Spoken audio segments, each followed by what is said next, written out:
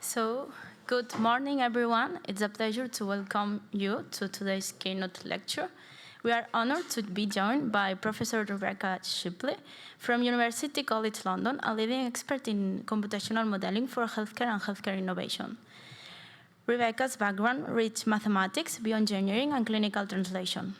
She began her career at the University of Oxford, where she received a first-class honors master's degree in mathematics and a PhD in mathematical modeling of vascular systems. Her research on tissue engineering led to the award of Young Researcher of the Year for the UK Tissue and Cell Engineering Society in July 2011. Moreover, her leadership during the pandemic, co-developing non-invasive ventilator through the UCL Ventura program is a powerful example of the real-world impact of her science. She currently serves as a Chief Research Officer at UCL Partners after leading the UCL Institute of Healthcare Engineering between 2018 and 2024. Today, Rebecca will present Computational Vascular Models, a multiscale framework for health and disease. In this talk, she will show a comprehensive framework for constructing action of novel multiscale computational models that capture complex vascular architectures, mechanics, and associated delivery processes for solutes and therapeutics, with applications including oncology, nervous systems, and obstetrics. So, Rebecca, the floor is yours. Thank you very much. And thank you so much for the invitation to come and speak today. It's a real pleasure. I apologise that I couldn't be there in person, but hopefully on another occasion I could be. Thank you ever so much as well for the generous introduction. So I'm going to talk today about my research work. So as was described in the introduction, I have multiple different hats in the kind of healthcare research and innovation space in London. So I'm a professor of healthcare engineering at University College London. And one of the really brilliant things I found about UCL, University College London, and I've been there since 2012, is that it's a genuinely multidisciplinary environment. So the culture is incredibly collaborative, and it's really supported and kind of part of the DNA of the place that people interact and collaborate between disciplines. And for me, that's been a brilliant environment for the kind of work that I find really interesting and important. So my background is obviously, as was just described, as a mathematician and computational scientist, but I work in the kind of healthcare field, and I found it a really brilliant environment for learning about the biology, learning about healthcare, learning about the questions that are really important and amenable to kind of modelling approaches. And we have really, really strong links between our engineering faculty and our affiliated university hospitals in particular. And this just creates a really exciting and kind of vibrant environment for this kind of work.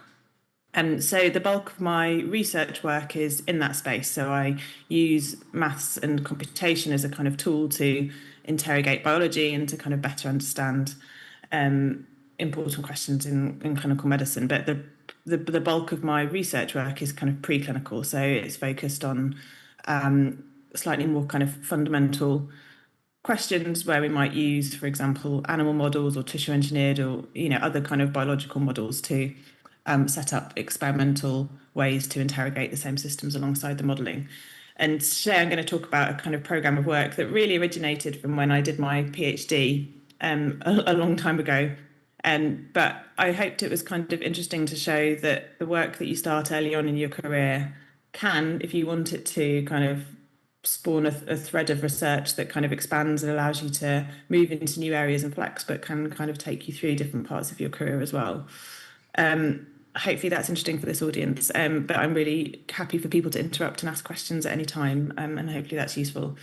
With my other hats at UCL, so I'm also, I work really closely with the hospitals, and I'm really interested in healthcare innovation. I have a role now in a health innovation organisation as Chief Research Officer, and that's quite a different focus because it's more focused on understanding the kind of innovations and technologies that will make a difference to patient outcomes and care, and coming up with ways that we can make full use of the people in the ecosystem that we sit in to get those technologies through to patients and to hospitals in particular as quickly as possible.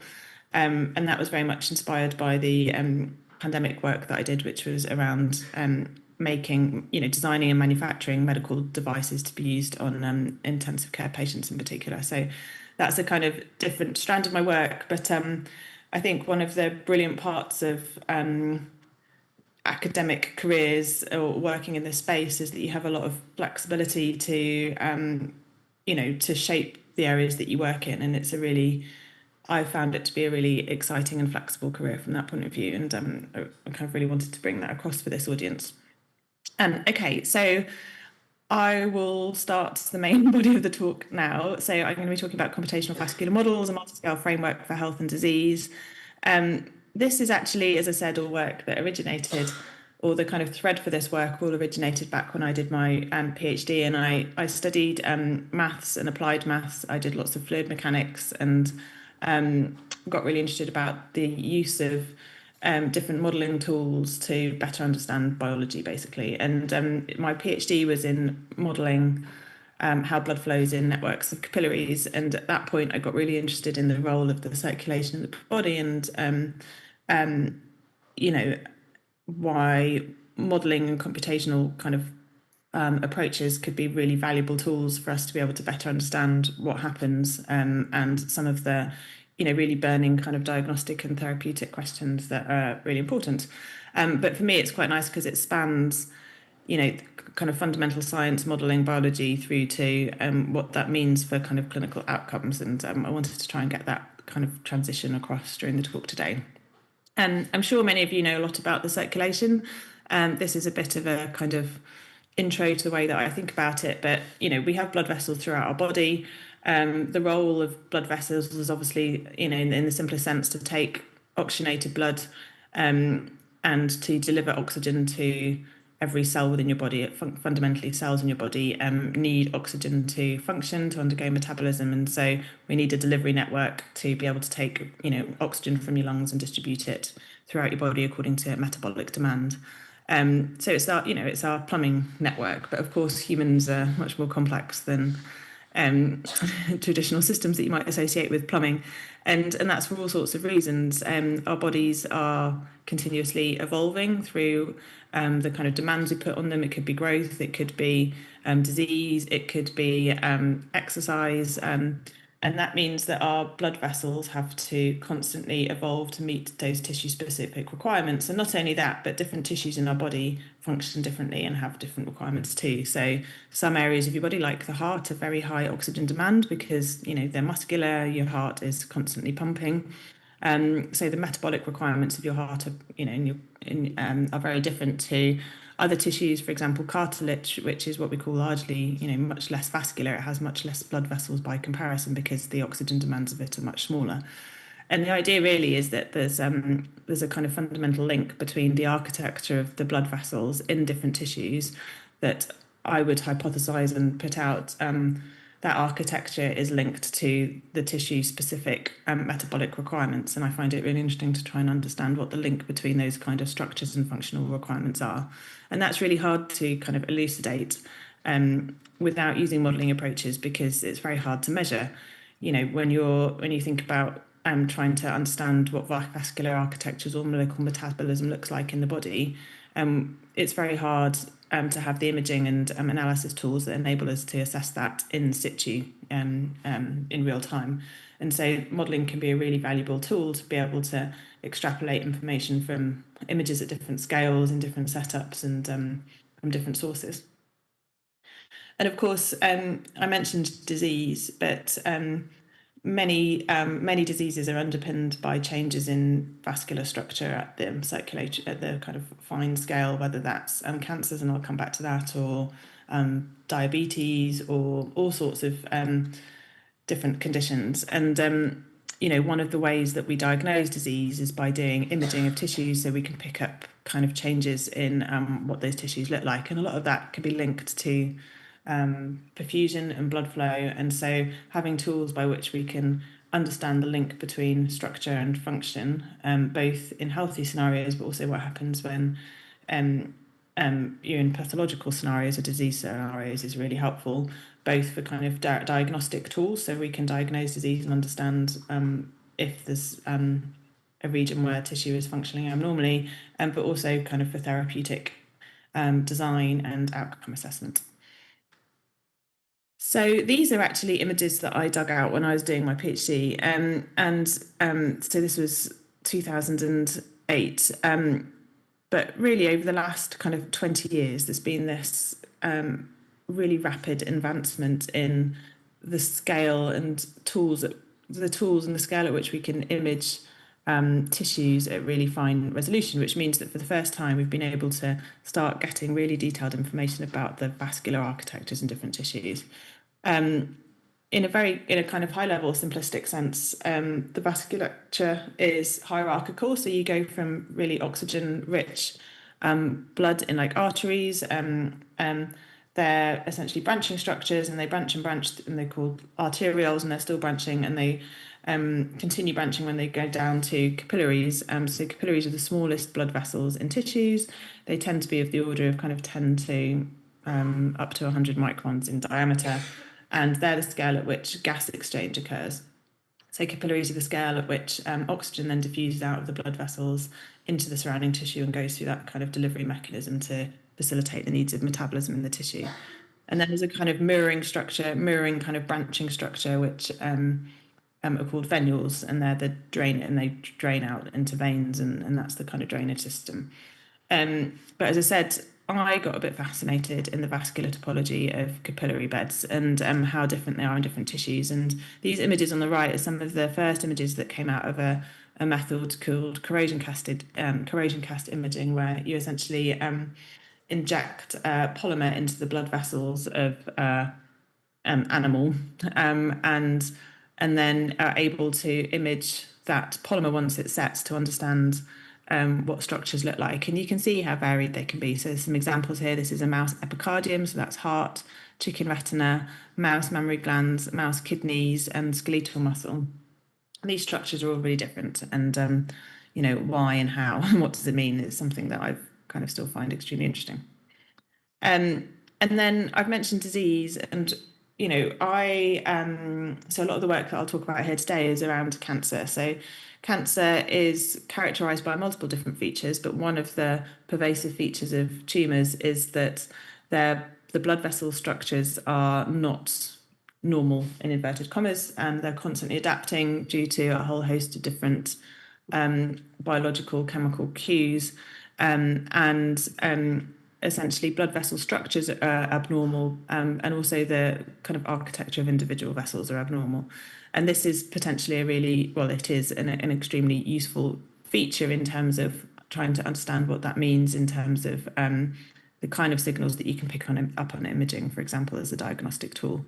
So on the right here, you can see different, and again, these are old images. So these are 1999. So these are the first kind of images that were coming out of this kind of work, where you could see how for different types of tumours, and the ones on the right are all different colorectal cancers, the blood vessel structures are really different and immature, and you can easily eyeball them and say they don't look healthy. Whereas on the left here, there's a corrosion cast image of healthy colorectal tissues. This is mucosa, so a normal mucosal layer, and you can see that you get these really nice regular honeycomb structures. And kind of very loosely speaking, you can think of kind of healthy tissues as having more kind of those structures, regular structures, whereas cancerous ones are very different. And what that means in terms of blood flow, delivery, treatment opportunities, and diagnostics is very interesting. And so this is really one of the questions that I've been very interested and have put a lot of effort into interrogating. But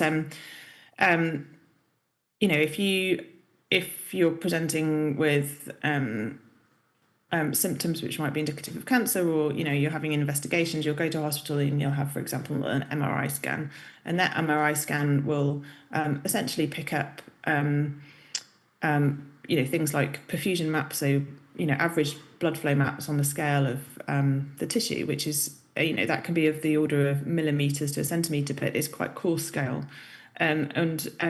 But embedded in those maps is essentially information about what the local blood vessel structure looks like. And so if we can work out how to link information across those scales, we can get maybe more sensitive diagnostic tools that tell us more about, also embed more analysis in them around what's happening at the fine scale, which is indicative of kind of disease and disease progression. And so this kind of multi-scale analogy is something that there's still an opportunity for much more work to be done in, and I think is really fascinating. So today what I'm going to talk about in more detail is that's the kind of underpinning premise of why I started doing this work many years ago. And over the years, I've taken different approaches to look at it, partly in response to the changes in the opportunity of the imaging field as we've got more and more relevant information at multiple scales.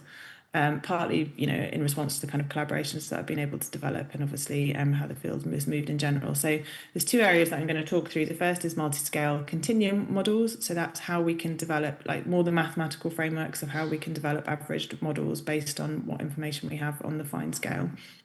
And then I'm also going to talk about some other work where we've been able to develop imaging tools where we can image all of the blood vessels in these kind of cancers in animal models. And then that kind of motivates a different class of models where we can treat every blood vessel individually, essentially, and compare those results against the kind of imaging data that we do. So I'm going to talk through those examples and then talk a bit about the kind of future or the current directions that we're taking this work in. Brilliant. And so the next few slides, I'm going to talk through some of the maths that underpins this, because I think it's really important when you're doing modelling work to be really transparent around the frameworks and the assumptions that you use and why, because they are models and they all have limitations and assumptions, and that transparency is really key. But as I said, one of my motivations here is to form the link between the fine scale and the tissue scale. And we can do this, you can do this mathematically in many different ways. The approach that I've traditionally taken is using kind of multiscale homogenization or averaging techniques. And the idea here is that if you zoom in a small part of the tissue, you unveil the microvascular architecture here. So this is the kind of representation of a capillary scale. Now, a key assumption here is that if this structure is kind of semi or regular or periodic, then that provides a useful tool to do these kind of averaging methods. But when you then zoom out, you have the tissue scale, and that's the scale at which you gather kind of diagnostic imaging information, etc. And so we want to develop methods where we can understand, if we know what the biology and the physics is at this kind of fine scale, what does that mean in terms of the models that we can use to describe perfusion flow, etc., that kind of stuff on the tissue scale. And here we have a separation of length scales, so a kind of representative capillary scale unit might be of the order of, say, 100 microns, whereas the tissue scale is of the order of millimeters to centimeters. So there's a length scale separation here, and this epsilon is the ratio of the fine to the large length scale, which is small, and we exploit that mathematically. And so if you want to go through this process, I'll rattle through the maths because you can read the papers if you're interested. But as I said, I think it is quite important always to be transparent around the assumptions that underpin these kind of frameworks. So if you start on one of these capillary scale subunits, you have a network of small vessels, and you have surrounding tissue, and you have interplay in between them. And so in here, the blood flow in these kind of vessels is slow, very slow, because it's where gas exchange occurs. The Reynolds numbers are small. So we can describe blood flow in the vessels using Stokes equations, which I've got down here. So U is your velocity field, P is your pressure field, subscript C indicates capillaries. And then in the interstitial phase, that's the phase that basically sits around the blood vessels, which is comprised of like protein, matrix, cells, etc. That acts as a kind of porous medium. So I describe here flow in that interstitial phase using Darcy's equations. So you basically say that the fluid velocity in here is proportional to the pressure gradient, and you have a permeability associated with the interstitium in that tissue. And that mass is conserved. And then you need to couple the two together. So on the capillary walls, Here I've said that you have continuity of flux of fluid across the walls, but that's driven by a pressure drop across the wall, so across the membrane, and there's a permeability associated with the wall, which is this LP here. And then we have a slip condition to close the problem. So basically, fluid and blood flows in the capillaries and can flow out into this interstitial tissue. I won't talk through the detail of this, but the way that we then tackle this mathematically to do the scale separation piece is that you non-dimensionalize all the equations. Here we do that subject to the local length scale. And then that gives you a dimensionless system of equations, which includes that small parameter epsilon, which I introduced earlier, which is the ratio of the two length scales. So this epsilon is the small to the large length scale. This is the Reynolds number, which tells you that the flow is viscous dominated compared to inertia in the blood vessels. This kappa is a dimensionless permeability of the interstitial phase. This capital R captures how permeable the capillary walls are, and this is the slip condition. And now you can exploit this scale separation, because we now say that your gradient field can be decomposed into a local gradient field plus a gradient field on the coarse scale that's modulated by an epsilon term because of this phase scale separation. And then you can do things like multiple scale expansion, so that you can then do asymptotic analysis on this system to basically unpick what the behaviour is at the different length scales.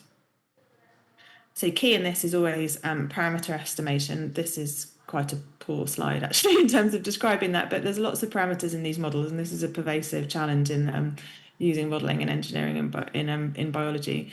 It's often very hard to pin down what these parameters are for individual tissues because it's very hard to measure them.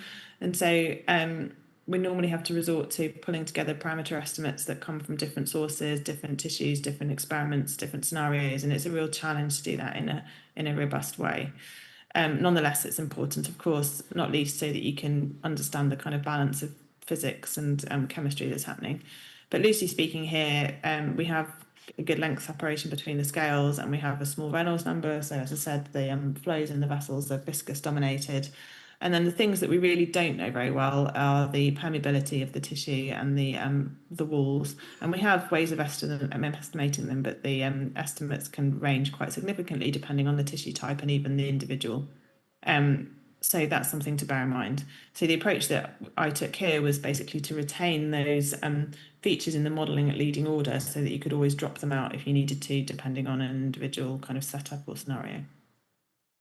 You basically go through the same process for the interstitial domain, so I won't go through that in detail again, and of course that reveals a similar set of dimensionless parameters, and you exploit the scale separation and put that through your equations.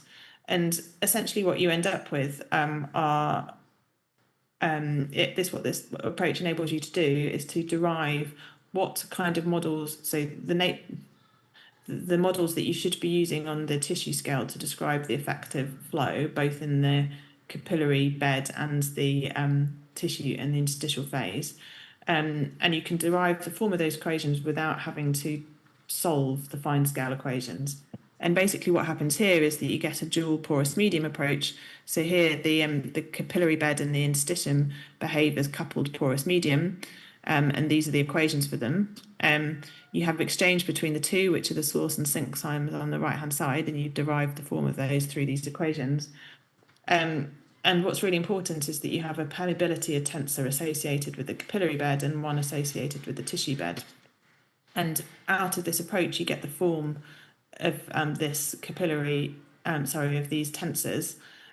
You solve them by solving a local cell problem, basically. But what this means is that you can do that on a case-by-case basis once you've got information on the local blood vessel architecture. And so it allows you to embed this kind of linkage between, if you have changes in the microstructure, what does that mean in terms of the tissue scale perfusion? And that's powerful. There's many assumptions that underpin this, and I've talked you through quite a few of them. One of the strongest assumptions is that assumption of periodicity or regularity on the fine scale, which is least appropriate for cancers, ironically. So I'm going to talk through now some examples of when I then took these kind of frameworks and applied them to different scenarios and how far we got. So the first scenario that I want to talk through is a heart example. I just mentioned that a lot of the work that I've done has been in cancer, but actually, in many ways, cancer is like one of the least sensible scenarios to start testing these models on, because it's not a tightly controlled or regular system. The heart is a very complex organ, but has some features that make it more amenable to these kind of approaches. This is a section of the epicardium. So this is basically a section of tissue in the wall of the heart. So epicardium is the outside of the heart, endocardium is the inside of the heart. You can see it's a very small region. It's like a strip, basically, of muscular tissue. And this was an imaging data set that came out of King's in London in about 15 years ago. And these are the blood vessels, basically, and the scale here is in microns. So one of the features that's really interesting about the heart is that the heart tissue in this kind of area, where you get aligned muscular fiber sheets, and the blood vessel structures within those are kind of aligned with the muscle fiber directions, and that provides some regularity, but also has links to the way that the heart functions, and that's one of the things that we wanted to try and unpick with this. But what was very interesting here is that we had access to this data set. So the smallest vessels down to of the order of kind of 10 microns in size, up to some of the larger branching structures, which you can see here. And when you just look at it like that, it's a huge data set. It's very dense and it's quite hard to unpick, but that was one of the opportunities and challenges of doing this work. And as I said, what's one of the features that's really quite beautiful and interesting is that you get this alignment between muscle fiber directions within the heart and vascular architecture. And this is just trying to unpick and visualize some of those sheet directions as you move through that tissue block. So what we did basically was to then extract the blood vessels from that original image in different sheets, and to analyze them, so to understand what the features of those blood vessels were, what their diameters were, what their alignment to the different directions were, what their lengths were, so that we could then try and input those kind of parameters into the models that I just described. And when I was describing the perfusion models, as I said, there was this key parameter, which is the permeability tensor of the vascular domain. And what we did was basically extract different blood vessel characteristics from that image that I just showed you, and use that to generate synthetic periodic networks that could form the cell problems that allowed us to calculate the permeability tensors. And basically we could do that stochastically. So we did that for 1,000 different trials with different microcell sizes and sampling from different sheets within the network. And then we could generate permeability tensors associated with different sheets and try and understand what that meant in terms of perfusion. And one of the really nice features here was that we could then do that in different sheets as we moved from the inside to the outside of the heart region. And as you did that, you got this kind of relationship. So as you move from the outside to the inside of the heart, there was a really significant drop-off in the mean permeability tensor features associated with that kind of perfusion metric. And that allowed us to start thinking about what that meant in terms of the physiology. And obviously one of the important features of the heart is that in vivo it undergoes really large, muscular contractions, which mean that you get high extravascular pressures in the inner layer of the heart. One of the risks then obviously would be that as you contract the muscles, you could cut off perfusion through the vascular networks. And what this allows you to interrogate then is that actually it seems that the blood vessel architectures, the diameters, the structures change as you go from the inside to the outside of the heart. So, and that's hypothesized to compensate for those muscular contractions and facilitate perfusion even when you're at maximal contractility. So that was an example of the continuum approaches. So there's pros and cons of the approaches as I've tried to outline. So I think one of the useful useful features of this kind of approach is that it provides this link between what the microarchitecture looks like in a tissue scale properties in a way that you can clearly define your assumptions at different scales and track them through. The models that you generate are computationally tractable. I've just shown one quick example from the cardiac example, but the kind of porous medium and couple models that you get on the tissue scale are computationally tractable.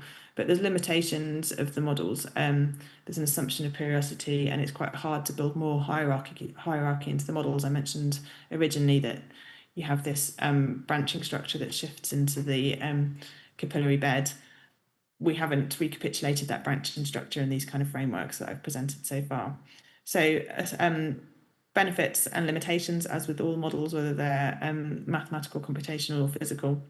And as I said, one of the areas that I'm particularly interested in is cancer and tumours, and understanding the link between vascular or microarchitecture differences in tumours and compared to healthy tissues, but that actually kind of makes them least amenable to these kind of methods where you have to make assumptions around regularity. So next I'm going to talk through a different kind of approach that we developed over the last maybe 10 years to be able to better interrogate what happens in cancers.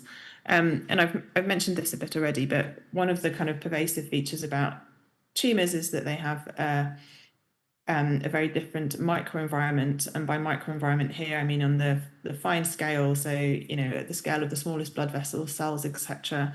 There are many features of that micro environment, whether it's the architectures, whether it's its composition, blood vessel structures, metabolism, that just are fundamentally different to the way that healthy tissues feature, and that's different again across different cancers, but also within one tumour you'll get significant heterogeneity within that individual tumour, never mind across individuals in a population. And so being able to develop tools which can take that kind of level of heterogeneity into them as a cue is really important.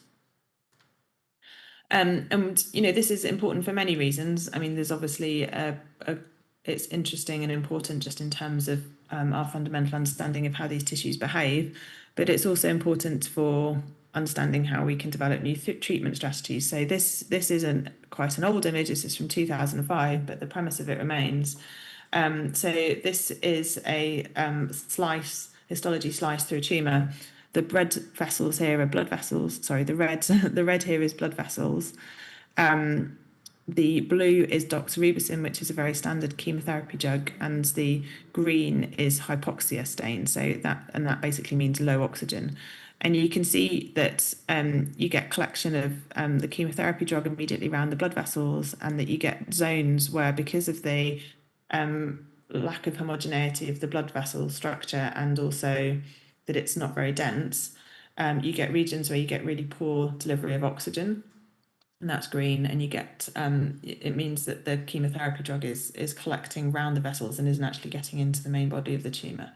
And that's continues to be a significant challenge for treatment of cancers, and it's independent of the kind of therapeutics that you might develop.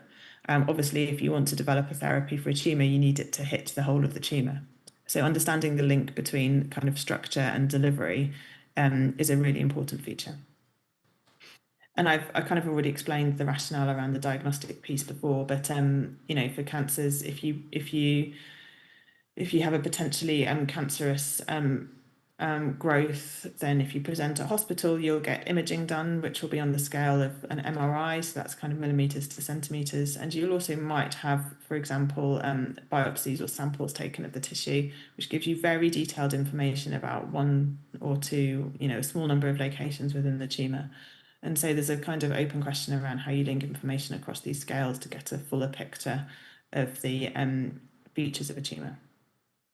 So from about 10 years ago, myself and a colleague, Simon Walker-Samuel, who's an imaging physicist at UCL, have been developing a kind of joint program of modelling and imaging to allow us to kind of develop some of the frameworks that over time can allow us to answer some of these questions in the oncology space. And And there's been a range of different imaging methods that we've been developed. And, as I said, one of the really exciting areas of this field is that the imaging methods have been really advancing very quickly.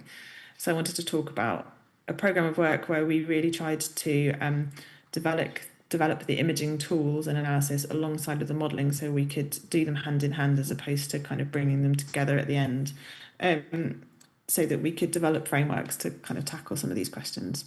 So this is an example of one of the imaging methods that we've developed, and actually now we're using less because, as I say, the imaging field has advanced further.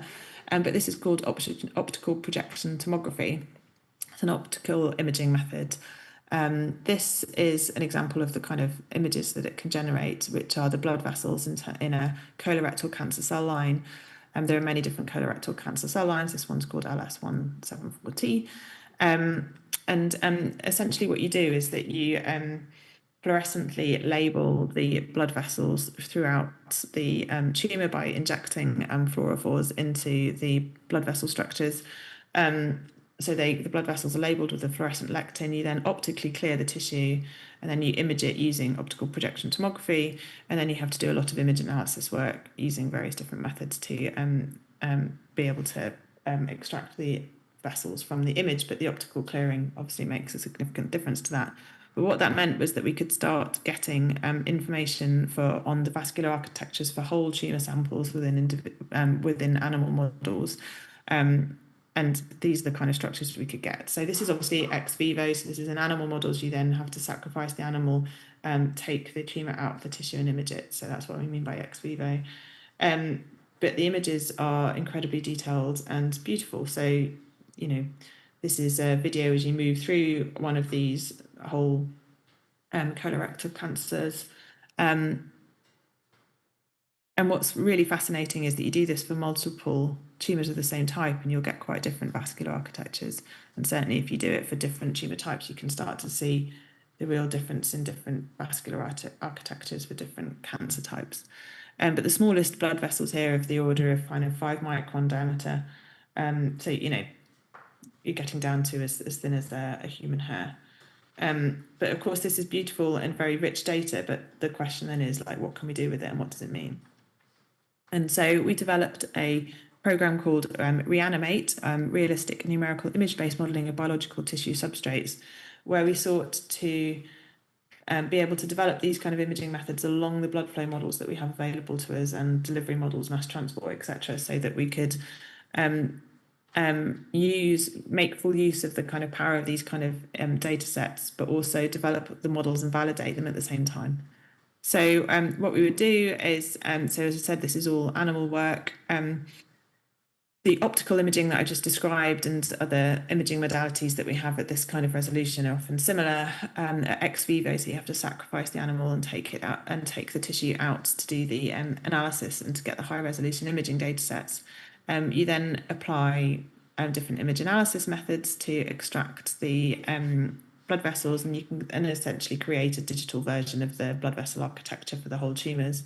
What we then do is overlay those models with blood flow, pressure and mass transport models, and I'll talk about those in a second. So we essentially model flow in every blood vessel that I've just described or shown you, and that allows us to predict kind of perfusion maps of flow through the blood vessel structure, but also in the surrounding interstitium for those individual tumour samples. We can also overlay that with models of then time-dependent delivery of different agents. And the critical bit then is to try and validate whether what the predictions of our models are anywhere close to what you might observe. So before actually we did the sacrificing of the animal, we did in vivo multimodal imaging, so that we could get measured, for example, MRI maps, so perfusion maps for the same tissue samples that we then excised and did the high resolution vascular analysis on. And we could then compare the results of the multimodal imaging with the computational studies and understand where they agreed and where they didn't. And that was a kind of hypothesis generation tool. So where there were differences between the two, that told us that we have gaps either in our understanding of the imaging or in the modelling, and then we could refine that. And then we got to a point where we can then use the combined platform to start exploring things like drug delivery, therapeutic delivery strategies. So I'm conscious of time and I'm talking quite slowly, so I'm going to try and talk a bit more quickly. This is the kind of computational platforms that we then developed. And if you'd like to read more about the models and how they work, then there's lots of papers that you can look at. But essentially we had the platform of biomedical imaging, which, as I just described, included the ex vivo imaging, the in vivo imaging, and the image analysis tools that go alongside that, which are not to be underestimated. In terms of the computational models, we have a platform which is the vascular flow. So when you have the blood vessels, what are the blood flow models that you write down for those individual blood vessels. And we've talked a bit about that already. We then have flow within the interstitium. So that's surrounding tissue, which is another kind of platform. And then we have the coupling between the two, which is the transvascular flow. And in these frameworks, we just have a Starling's law, which I already described. And then we have another kind of vertical, which is then drug delivery. So, and for drug delivery, we use the flow models as the substrate. We overlay, so it's mass transport by advection diffusion, and then we have reaction kinetics when you're in the interstitial domain to capture what might be happening there. And then in terms of the physical setup, we can also deliver a particular drug or tracer, for example, to those tumours and do the similar kind of imaging that I've already described. So it's a kind of integrated platform where we model and interrogate the same features in the physical models. I'm not going to talk too much about image feature extraction, other than to flag that it's a really pivotal part of these kind of pipelines, and it's quite easy to view it as just a tool that enables you to go from the image to a vascular map, for example, in this scenario. But there's a lot that's very important in the way that you do that image analysis. That's really important in terms of the predictions that the models generate. So all of these models are based on Poisson flow in tubes, essentially, which means that our predictions of the flow depend on the fourth power of the diameter of the vessels, and that inherently means that, for example, our estimates of what the diameters of the vessels are really important, and our predictions are very sensitive to how accurate those are. And that's just one example that kind of indicates how important it is to be able to do this image extraction in a robust way. And one of the challenges are that it's very hard to have ground truths where we really know what the answer is. That's a whole separate talk, but I wanted to flag it as an important feature. I've mentioned some of the blood flow models already. We essentially use, there's a very kind of rich modelling literature around how you can describe flow in microvascular networks, predominantly that's been developed by people at Axel Priest and Tim Sackham over many years. So we use those kind of models. So we have Poisson flow in tubes, which is this description here. The flow scales with the fourth power of the diameter and inversely with the length. You've got a pressure drop down the tube. And then you can also embed some of the complex rheological features of flow in small vessels. So blood is a mixture of plasma and suspended cells, which means that it has quite a complex rheology, especially at the scale of individual vessels. But we can embed various empirical relationships that have been developed to capture the interplay of those kind of features. And then we assume conservation of flux at junctions, and that gives you a linear system to solve.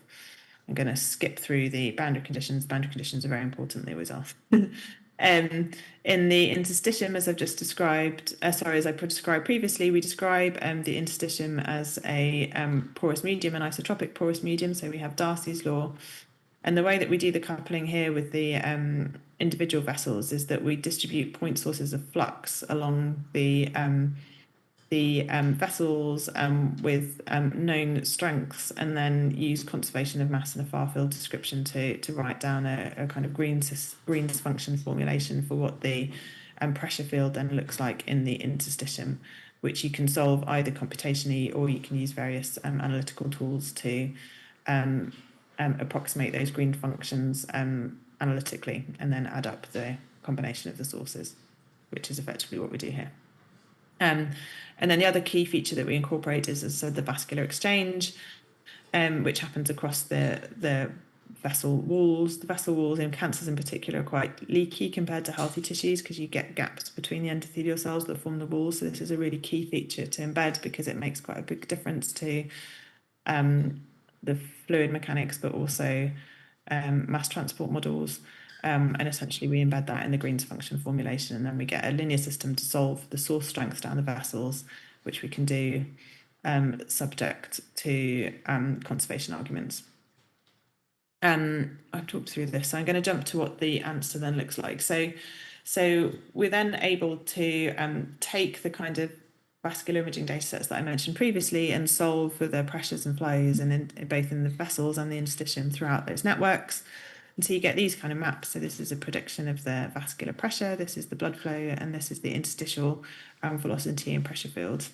And so what's quite cool now is that you can go from a raw data set to predictions of the fields, and obviously that means that you can start to explore, if you have different imaging data sets, what that means in terms of how the flow fields are interrupted and changed.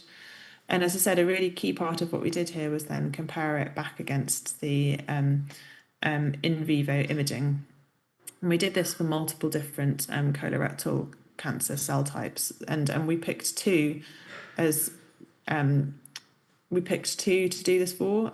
So LS174Ts and SW1222s, they're just the codes that are associated with the cell lines. But the two cell types have very different vascular structures associated with them. So the LSs, so they have very different vascular densities basically and features, and so they seemed like two good examples to compare the approach against. But when we did that with the sets of assumptions that we do, this is the comparison. So on the left, these are the in vivo MRI perfusion images that we got, and these are the predictions of the models.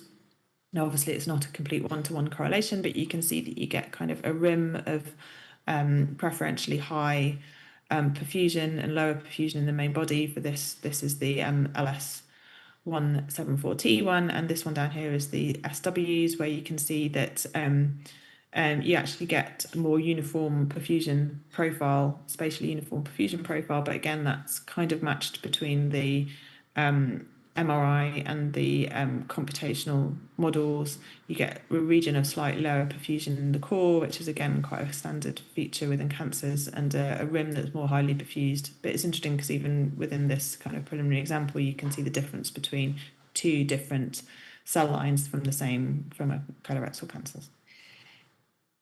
The next thing we did was then overlay that with mass transport models. So this is then simulating a bolus injection of a contrast agent. So this is gadolinium DTPA, which is an imaging contrast agent. And again, we can go through a similar process where we do that simulation in the modelling work, and then compare this is the modelling predictions against counterpart imaging data sets.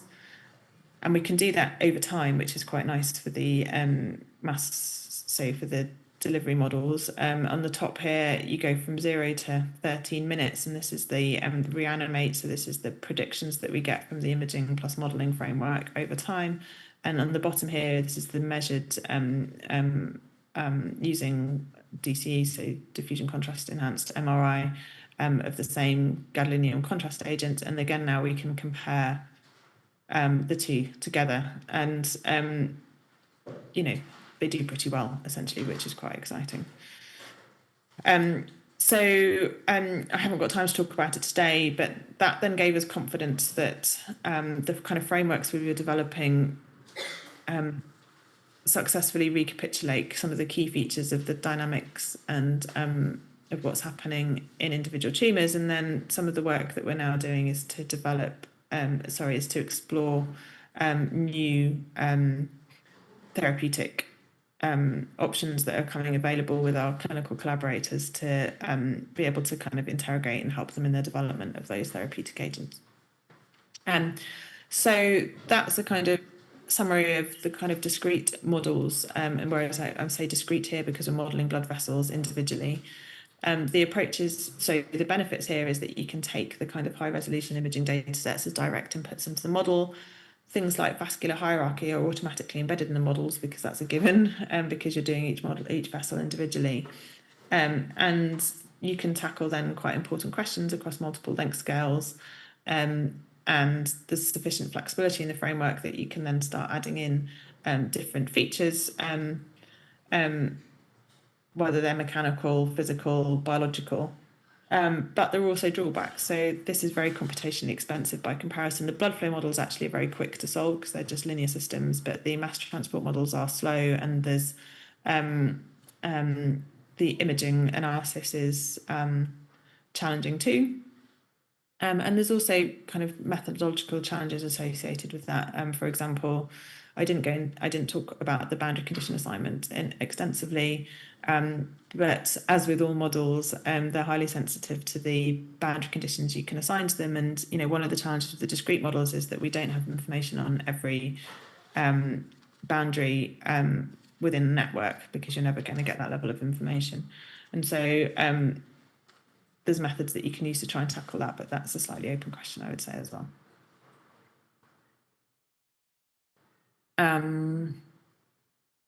Okay, so I'm just going to conclude by just giving a few examples of the ongoing work and areas that I think are really important. And many of these are kind of open questions and things that we're looking at in my group, but many others are around the world, and that's really exciting, and there's lots of opportunity.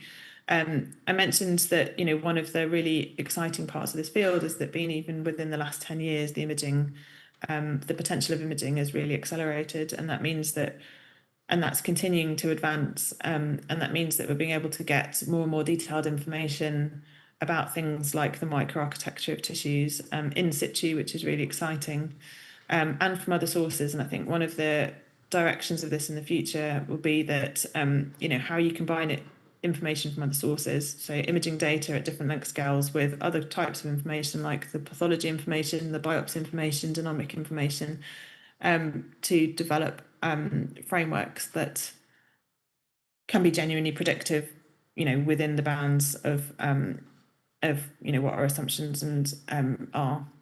So that's very exciting. This is one example called HIP-CT that's been developed at UCL, which is actually an X-ray based method, but is enabling really high resolution imaging of human tissues. It's just one example of many that's really advancing at the moment. There's always opportunity for more method development, and I've tried to be transparent in flagging where there's limitations in the models and the frameworks that we already use. So one of those is that I'm really interested in and we're still working on is I kind of presented how you can develop continuum frameworks and how you can have discrete models, but obviously they're just two examples, and actually blending the two together is a significant opportunity that might be able to tackle some of the balance of computational tractability, but also give us tools to take advantage of, so often we don't have detailed information at the microvascular scale, so we need kind of models that are quite flexible. So one of the things that we're doing in my group is these kind of methods where we develop discrete models for the largest vessels and couple them to continuum models for the smallest ones.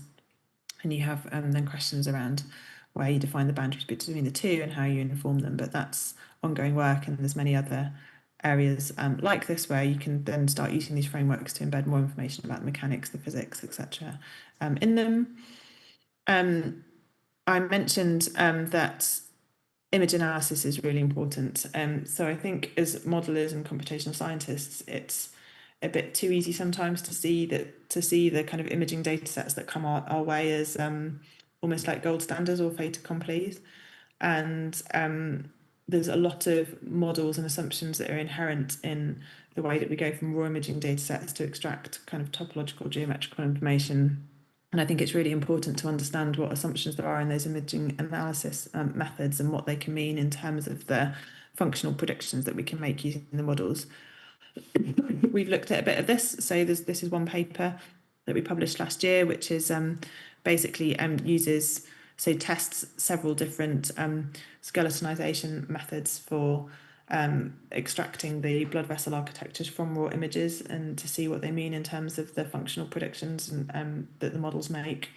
There's many different approaches and opportunities here, but it's just a flag that I think that's a really important area.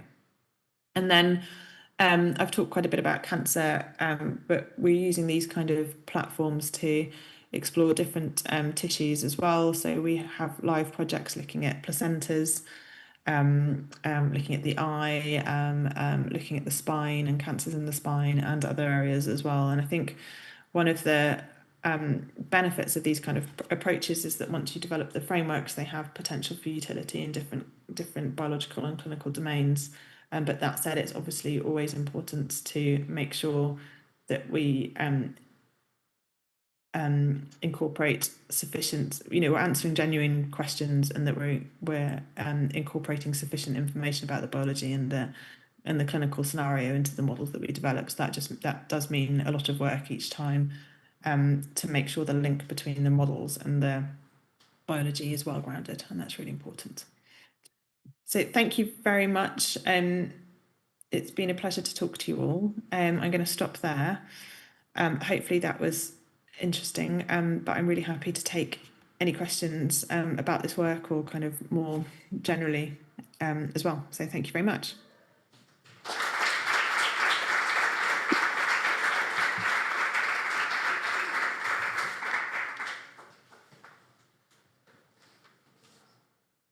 Can you hear me? I can. Yeah. Thank you very much, Rebecca, for your really impressive talk. Your work exemplifies the power of integrating modeling, imaging, and clinical data, and that's really interesting in medicine. So congratulations. If anyone have a question?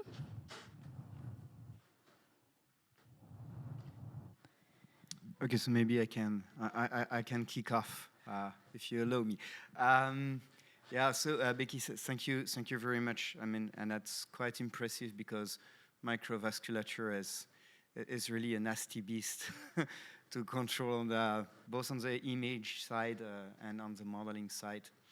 I have, so my questions are rather curiosities and questions down to the detail on the methodology. So you have different types of microvasculature. You have the capillaries, and then you have the little veins, and they are not really behaving the same in terms of capacity to contract. And so, for example, capillaries so have no smooth muscle cells, then little bit larger vessels, so might have some. And so basically, I'm wondering whether these are things that you can account for, because I guess that when you predict flow on such small structures, so then, of course, the possible reactive property of the wall then becomes extremely important, doesn't it? Yeah, it's a really good question. So as you say, so in the arterioles, so the feeding vessels have, in general, have smooth muscle cells, so they can be contractile, and obviously the largest vessels, like arteries, are highly contractile. Capillaries don't really have don't have smooth muscle cells, and venules less so. So basically, when you get down to the scale of the capillaries, the blood isn't really pulsatile. It's that's kind of been damped out, if that makes sense. But it's a really important question, because it comes down to at what scale you should embed what physics in, if that makes sense. Certainly when we're doing the heart models, there's many people who have developed cardiac models which incorporate that contractility. And absolutely can be done. It becomes a kind of solid and fluid interaction problem. As I say, we don't do it at this scale of capillaries because the contractility isn't there. When you look to starting to couple those to the larger vessel models, then it absolutely becomes relevant. Yeah, but my point is that, so because at the end, and the capillaries are connected with larger vessels, so it makes that, so you have actually not constant flow. So sometimes you don't have flow, and the transport and is purely diffusive. So is that something that you need to account for? So like to have a clock of when you decide when you will simulate flow, or when you decide you won't have flow and you're mostly under pure diffusive mass transport?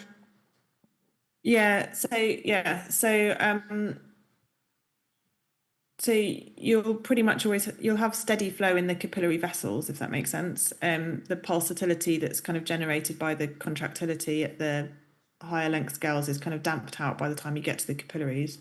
But as you say, so usually, say for healthy tissues in particular, the coupling with the interstitial phase is weak. So blood vessel walls aren't very leaky. So you get diffusion dominated mass transport in the extra capillary space. And so, like you say, then you don't need usually to be solving a advection diffusion reaction problem. It can just be a diffusion reaction problem. For cancers, and this is speaking very broadly, it should be considered on a case-by-case basis.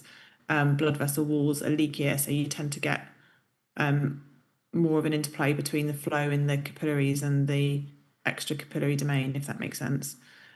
Which can, although it will still be weaker in the interstitial space than it is in the capillaries. But that just changes the dynamics a bit. And actually, as you say, what you need to do is go through it and do it systematically. And actually, you can obviously evaluate the dimensionless parameters, Peckley numbers, etc., associated with the balance between flow and diffusion in the different domains, and embed that in the Multiscale frameworks that I talked about, and some of the papers do that. But yeah, there's more to be done for sure. Thanks. Any more questions? Hello, Becky. This is Vasilis. How do you do? Well, very nice talk. And I just wanted to have your thoughts on the model calibration. How easy or difficult was it? It's always quite challenging, isn't it? But really important. So the model calibration, so I guess there's many different components to it. There's some parts that we know better than others. I talked about how important it is to get the geometry accurately extracted from the images. There's quite a lot of assumptions in there. The dependence on the diameters is significant because of the Poisson fourth power law. But you can kind of embed all of that. The parameters that we know least well, as I mentioned, are the vascular permeability the permeability of the walls to fluid and transport or tracer diffusion, etc., and the permeability of the interstitium, which you're describing as a porous medium. And the challenge is that we have one parameter in the models for those, and they will both vary significantly spatially and in time. So there's quite a lot of challenge there. We treated them both as fixed parameters in the models that I presented, and you saw the kind of comparison between the MRI ASL, MRI DSD, MRI maps and the maps that we got. So it was challenging. I actually think one of the biggest challenges is the boundary condition assignment, which I didn't talk in detail about, but when you get these beautiful data sets, vascular structure data sets, there's a lot of boundary nodes in those networks. It's a really significant proportion of the total number of nodes. And the challenge there is that you then need to assign a pressure or flow boundary condition to every boundary node in that network. And we don't have that information because you can't measure flows or pressures at that scale in situ, at that many locations at least. So we developed a kind of iterative algorithm basically where we would prescribe about 10% of those boundary conditions and estimate the remainder to match to target mean shear pressures and pressures in the whole network. And we would then iterate between that and the measured perfusion, so basically the total perfusion that we extracted from the imaging. And we developed an iterative process basically to go between those to update that boundary condition assignment. it's not perfect. It's as far as we've got with it so far. But again, it is something that as imaging tools become better, then we'll get more and more information about. So I would say that kind of boundary condition assignment is one of the biggest kind of open challenges and these kind of or limitations of these kind of frameworks. And the way that we tackle that at the moment as well is to do, you know, comprehensive sensitivity analyses and things, so that if we you know, the algorithms that we use to assign those kind of boundary conditions, we use a stochastic. So if we do it, you know, we can then run that a lot of times to really understand how important those assumptions are for the simulation results that we get. And I think that's important as well, obviously. Okay, thank you. Any more questions?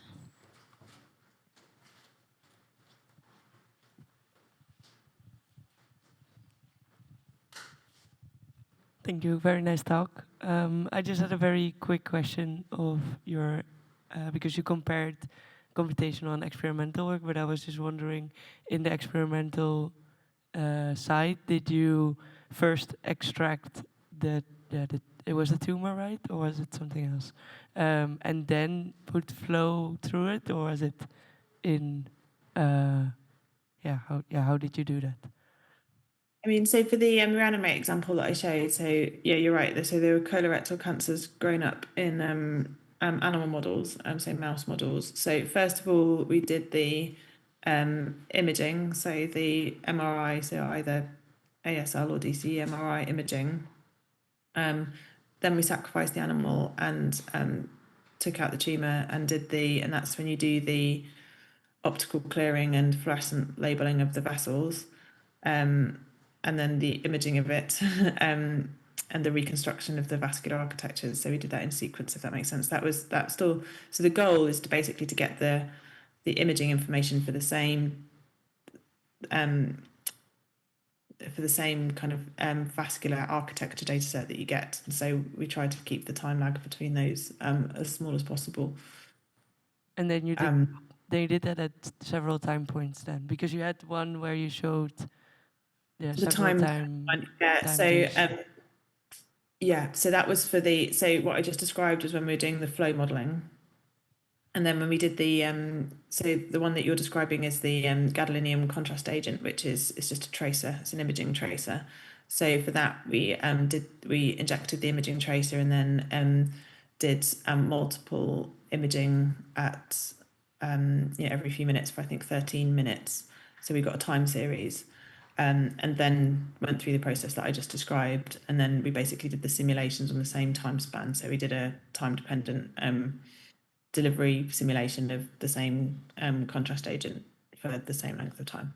Okay, yeah, makes sense. Thanks. Any more questions?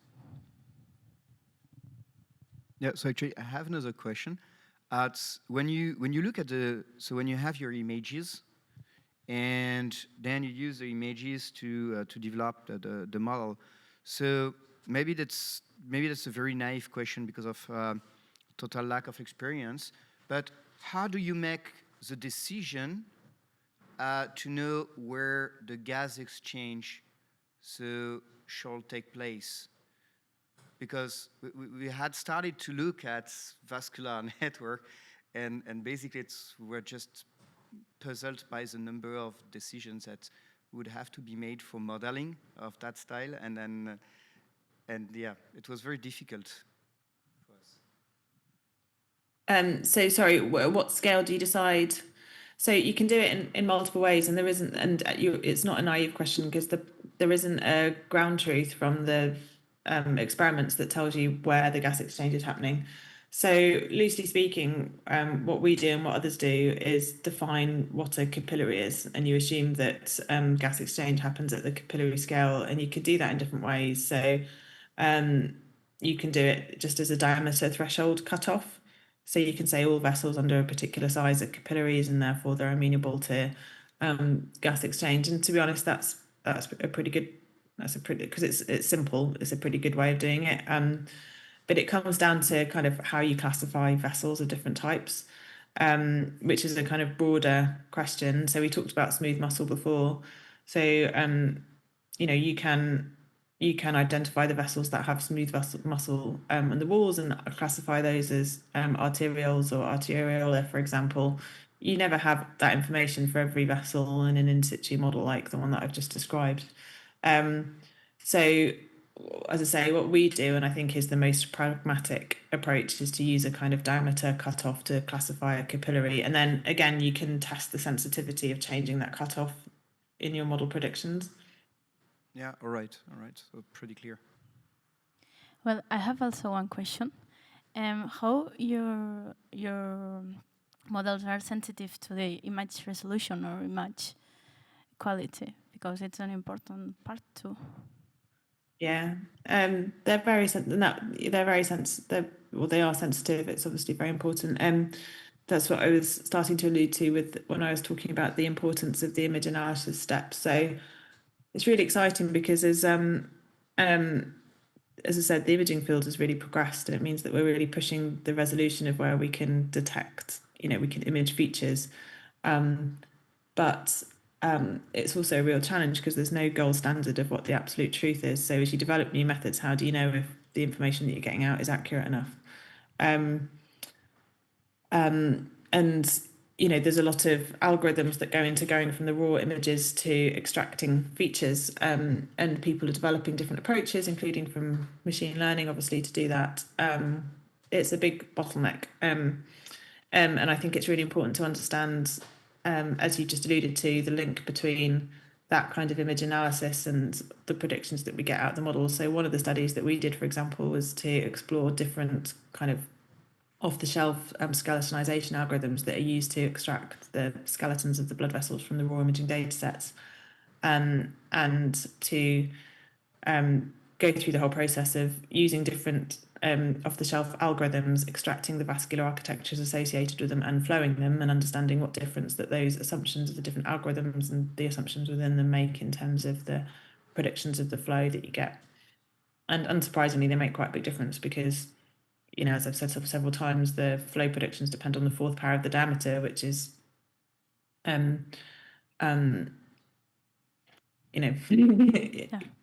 especially when you're doing high res, super high res, you're pushing the boundaries of the resolution of the data that you're developing.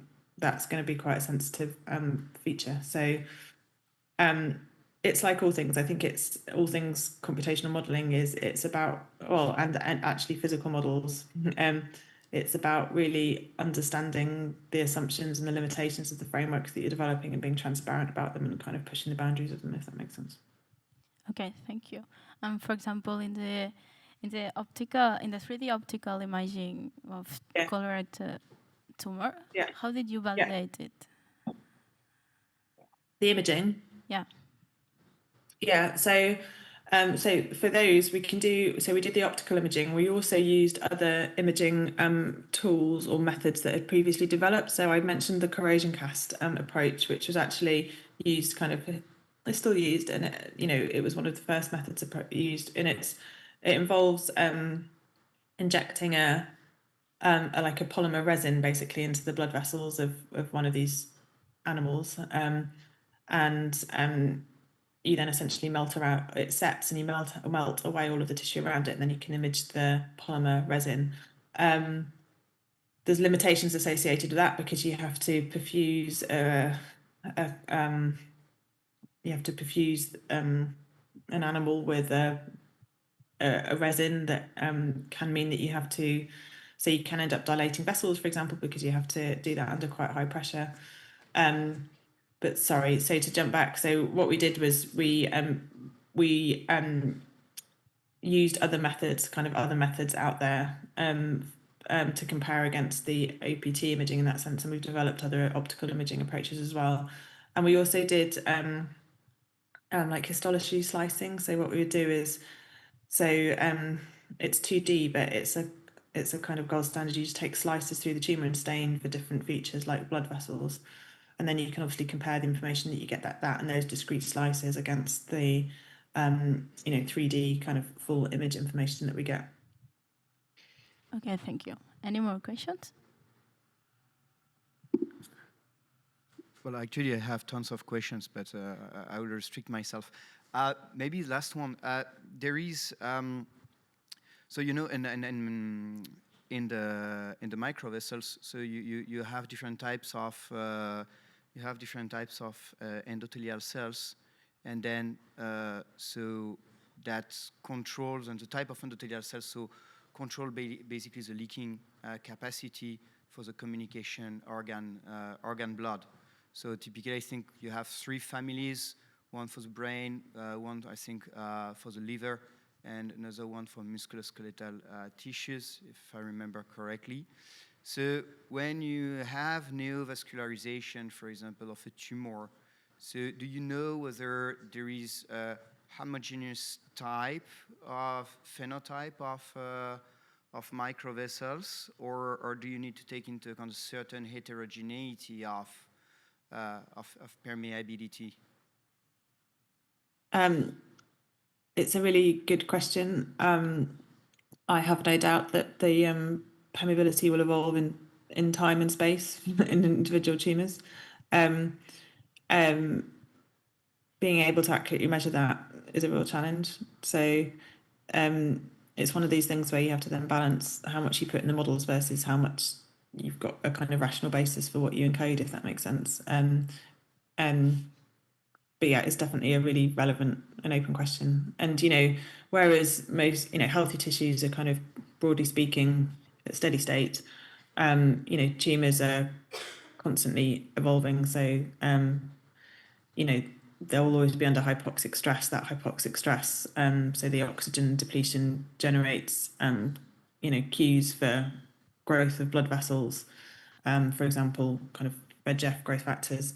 And so the blood vessel architectures in tumours are evolving too, as the tumour grows, and because of that kind of abnormal chemical and physical stress environment.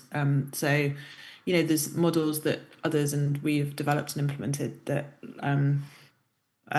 look at how those networks evolve by kind of encoding models of the response to hypoxic stress, growth factor generation, etc. And you can develop models where you then model the growth of blood vessels in response to those kind of cues.